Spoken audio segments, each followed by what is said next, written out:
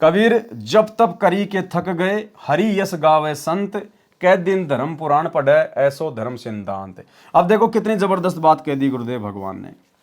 और प्रत्येक बातें आपको केवल सात संगति में देखने को मिलेंगी।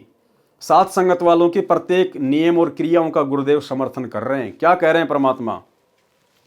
कबीर जप तप करी के थक गए। अगर आप भक्ति करके थक चुके हैं, मान लीजिए आप सुमरन कर रहे हैं, कई देर हो गई, थक गए, कहते हैं जब तप करी के थक गए, हरि यस गावे संत, कै जिन धर्म पुराण पढ़े, ऐसो धर्म सिद्धांत।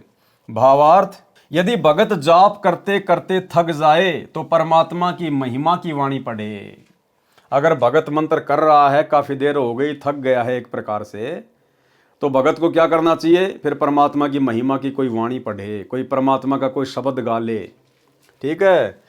यदि भगत जाप करते करते थक जाए तो परमात्मा की महिमा की वाणी पढ़े। यदि याद है तो गाए या अपने धर्म की पुस्तकों को पढ़े। यह धार्मिक सिद्धांत है। यह धार्मिक सिद्धांत बता दिया गुरुदेव ने।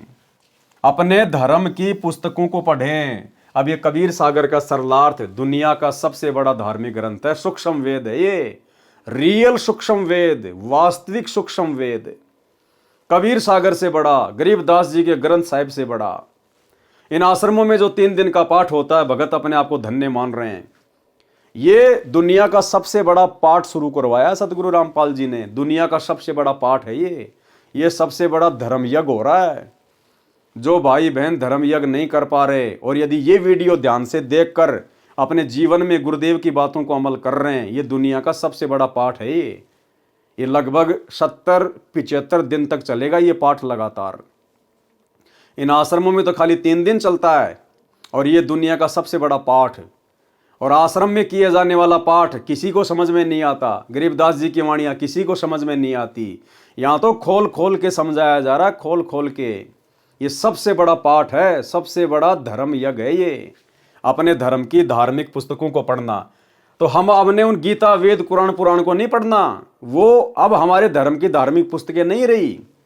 जिस समय हम गुरु की शरण में नहीं थे, हमारे को असली धर्म का, आदि सनातन मानव धर्म का ज्ञान नहीं था, तब तक हम उन पुस्तकों को पढ़ते थे। लेकिन अब हम सतगुरु रामपाल जी के फॉलोवर हैं, हमारे को हमारा वास्तविक मानव धर्म समझ में आ गया है। अब गुरुदेव भगवान के द्वारा लिखी गई पुस्तकें सबसे बड़े धार्मिक ग्रंथ हैं। तो भाई और बहनों, सात संगत वालों पर रजा हो रही है सारी की सारी। यदि भगत जाप करते करते थक जाए तो परमात्मा की महिमा की वाणी पढ़े। यदि याद है तो गाए या अपने धर्म की पुस्तकों को पढ़े। अब देखो परमात्मा ने कैसी दया कर दी।